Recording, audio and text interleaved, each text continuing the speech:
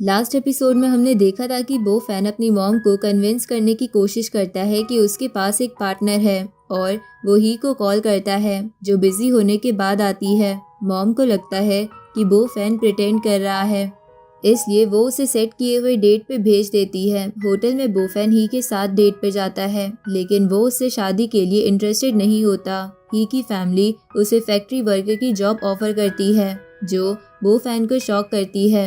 बो फैन अपनी पावर से उनके हेल्थ इश्यूज ठीक करता है और अपनी पावर्स दिखाता है, जिससे ही और फैमिली को समझ आता है कि उन्होंने उसे गलत समझा। चूचू आकर बो फैन के पार्टनर होने का प्रिटेंड करती है और एपिसोड एंड हो जाता है जब सन को अपनी फैमिली की वजह से गिल्ट होती है।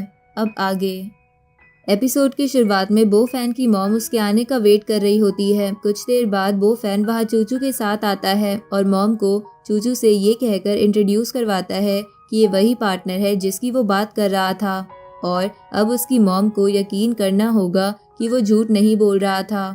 बो फैन के चूचू को इंट्रोड्यूस करवाने के बाद चूचू बो फैन की मॉम के पास जाती है और उन्हें गिफ्ट देकर उन्हें वो गिफ्ट एक्सेप्ट करने के लिए कहती है, जिसे देखकर बो फैन की मॉम चूचू को सन समझ लेती है और उससे बो फैन और उसकी डेट के बारे में पूछने लगती है, जिसे सुनकर बो फैन अपनी मॉम को समझाता है कि चूचू वो लड़की नहीं है जिसके साथ उसकी मॉम ने उसकी डेट फिक्स की थी, बल्कि बो फैन और चूचू काफ़ी पहले से पार्टनर्स है। ये सुनकर बो फैन की मॉम काफ़ी गुस्सा हो जाती है कि बो फैन और चूचू पहले से पार्टनर्स है और फिर भी बो फैन ने उन्हें कभी भी चूचू के बारे में नहीं बताया।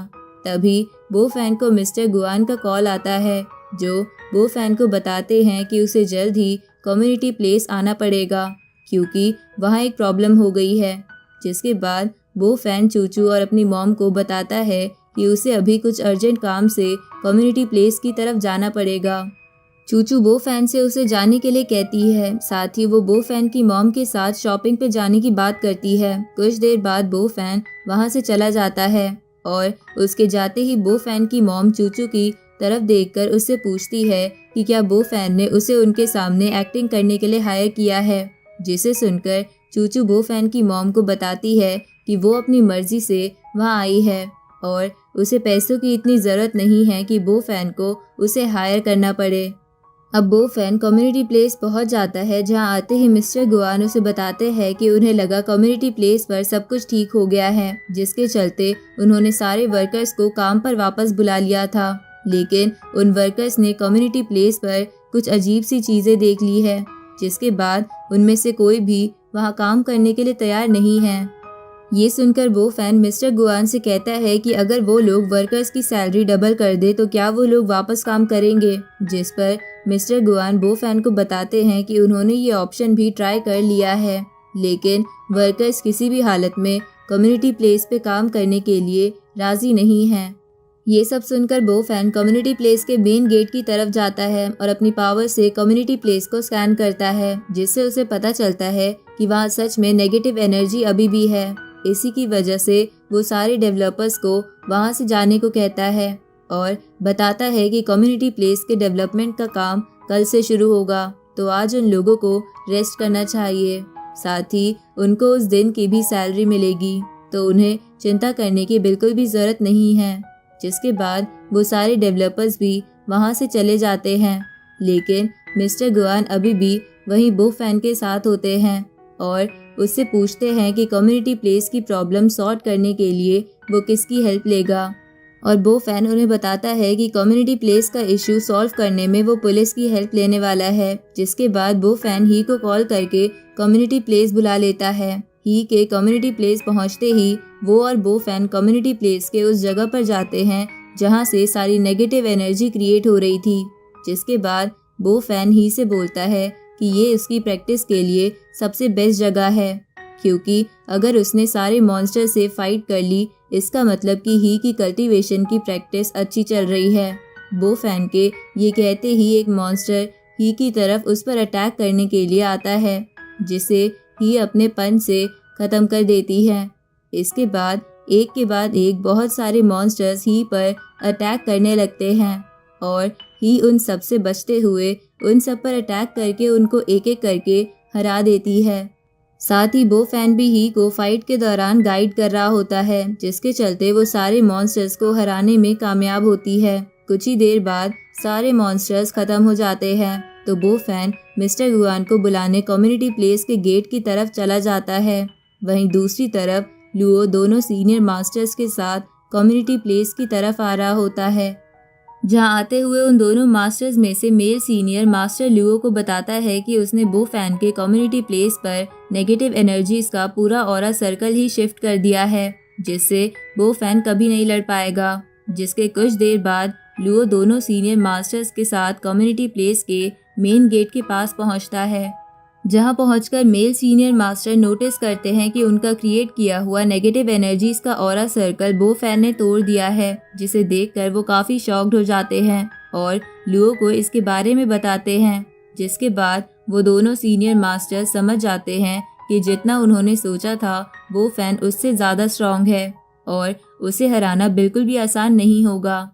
इसलिए उनको कोई और तरीका भी ढूंढना होगा बो फैन को हराने का, जिसके लिए फीमेल सीनियर मास्टर लुओ से कहती है कि वो बो फैन के फैमिली और फ्रेंड्स के बारे में पता करे ताकि वो लोग ज़रूरत पड़ने पर उन्हें बो फैन के अगेंस्ट यूज़ कर सके।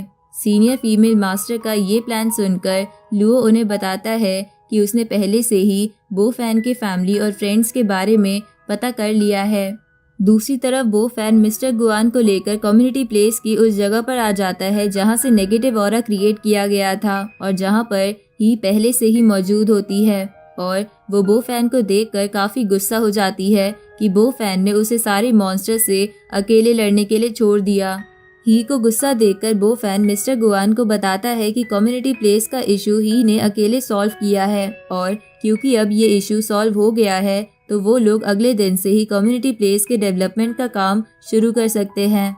तभी मिस्टर गुआन बो फैन को बताते हैं कि कम्युनिटी प्लेस के डेवलपमेंट के लिए उनके पास इनफ फंड्स नहीं हैं, तो उन्हें और पैसों की ज़रूरत पड़ेगी ताकि डेवलपमेंट का काम पूरा हो सके। जिस पर बो फैन मिस्टर गुआन से कहता है कि उन्हें फंड्स के बारे में सोचने की बिल्कुल भी ज़रूरत नहीं है, क्योंकि जितने भी पैसों की ज़रूरत पड़ेगी बो फैन उन्हें वो प्रोवाइड करवाएगा। जिसे सुनकर मिस्टर गुआन बहुत खुश हो जाते हैं और बो फैन से कहते हैं कि वो कल से ही कम्युनिटी प्लेस के डेवलपमेंट का काम शुरू करवा देंगे। तभी ही को उसके फ़ोन पे एक मैसेज आता है, जिसके बाद ही बो फैन को बताती है कि उसे वापस काम पे जाना होगा क्योंकि कोई अर्जेंट मिशन है। ये कहकर ही वहाँ से चली जाती है। जिसके बाद बो फैन भी मिस्टर गुआन के साथ कम्युनिटी प्लेस से बाहर आ जाता है, जहां आकर वो दोनों देखते हैं कि कम्युनिटी प्लेस के गेट पर मिस्टर बी खड़े हैं, जो कि बो फैन की कार को देख रहे हैं। मिस्टर बी को वहां देखकर मिस्टर गुआन उनके पास जाते हैं और बी मिस्टर गुआन से बो फैन के कार की तारीफ करने लगते हैं और उनसे पूछते हैं कि क्या वो कार उनकी है। जिस पर मिस्टर गुआन बी को बताते हैं कि वो बो फैन की कार है। जिसके बाद मिस्टर गुआन बो फैन और बी को इंट्रोड्यूस करवाते हैं और बो फैन को बताते हैं कि mister B King Yao media company के सीईओ हैं और कम्युनिटी प्लेस के पब्लिसिटी का काम पहले वही देख रहे थे। जिसके बाद बी बो फैन के सामने ये ऑफर रखता है कि उसे कम्युनिटी प्लेस की पब्लिसिटी के लिए प्रॉफिट में से 30% शेयर चाहिए। साथ ही बो फैन की कार भी चाहिए क्योंकि उसे वो बहुत पसंद आ गई है। तभी मिस्टर गुआन बो फैन से कहते हैं कि बी से दुश्मनी लेना उनके कम्युनिटी प्लेस के लिए सही नहीं रहेगा, लेकिन बो फैन इन सब बातों को इग्नोर करते हुए बी के ऑफर को रिजेक्ट कर देता है और मिस्टर गुआन के साथ वहां से जाने लगता है। ये देखकर बी बो फैन से बहुत ज़्यादा गुस्सा हो जाता है और उसे वार्न करता है कि बो फैन ने उसका ऑफर रिजेक्ट करके सही नहीं किया और अब वो बो फैन के कम्युनिटी प्लेस का एक भी घर सेल नहीं होने देगा। लेकिन बो फैन बी की बातों को इग्नोर करते हुए मिस्टर गुआन के साथ अपनी कार में बैठकर वहां से चला जाता है। कुछ देर बाद बो फैन वापस अपने होटल में पहुंचता है, जहां वो देखता है कि उसकी मॉम चूचू के साथ बैठी हुई है।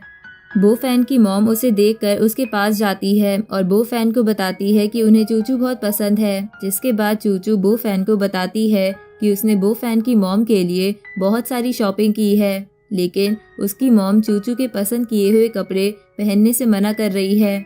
जिसके बाद बो फैन भी चूचू के साथ मिलकर अपनी मॉम को मना रहा होता है कि वो चूचू के पसंद किए हुए कपड़े पहन ले। लेकिन बो फैन की मॉम उन दोनों से कहती है कि यूजुअल कामों के लिए इतने एक्सपेंसिव कपड़े पहनना सही नहीं है, लेकिन फिर भी चूचू और बो फैन उन्हें इंसिस्ट कर रहे होते हैं।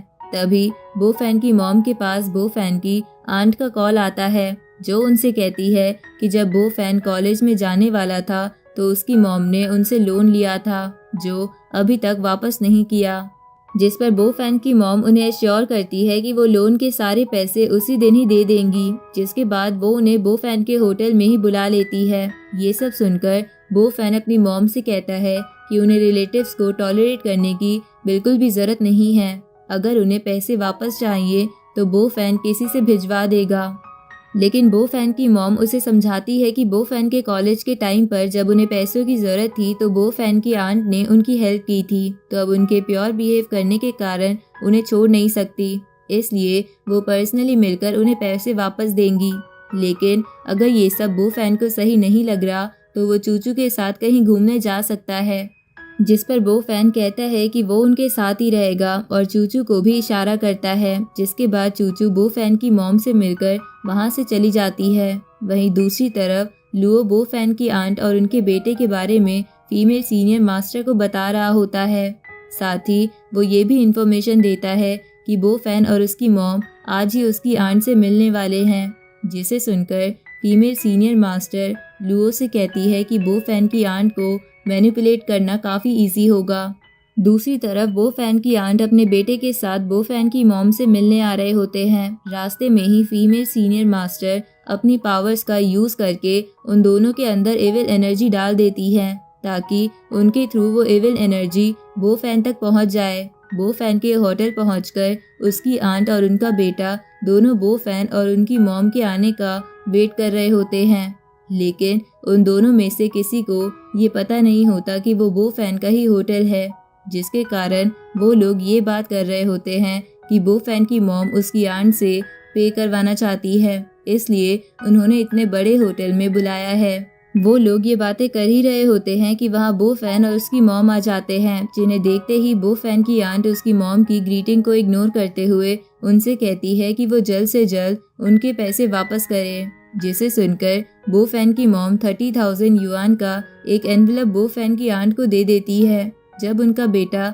ये पैसे गिनता है तो वो बो फैन की मॉम से डिमांड करता है कि ये इनफ नहीं है, उन्हें और पैसे देने होंगे। ये सुनकर बो फैन काफ़ी गुस्से में आ जाता है।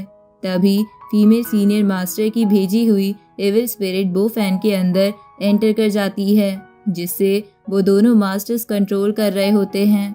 बो फैन को गुस्से में देखकर उसकी मॉम उसे शांत करवाती है और बो फैन की आंट को कुछ और पैसे दे देती है, जिसके बाद उन्हें लगता है कि सब ठीक हो जाएगा। लेकिन दोनों मास्टर्स उस एविल स्पिरिट को कंट्रोल कर रहे होते हैं, जिसकी वजह से बो फैन बार बार गुस्सा कर रहा होता है और उसकी मॉम उसे समझाकर शांत करवाती है। लेकिन जब बो फैन की आंट और उनका बेटा बो फैन की मॉम को डिसरिस्पेक्ट करने लगते हैं तो वो बहुत ज़्यादा गुस्सा हो जाता है और अपनी मॉम की बात भी नहीं सुनता, और ये सब उसी इविल स्पिरिट की वजह से हो रहा होता है जो फीमेल सीनियर मास्टर ने भेजी थी। इसी के साथ ये एपिसोड यहीं ख़त्म होता है।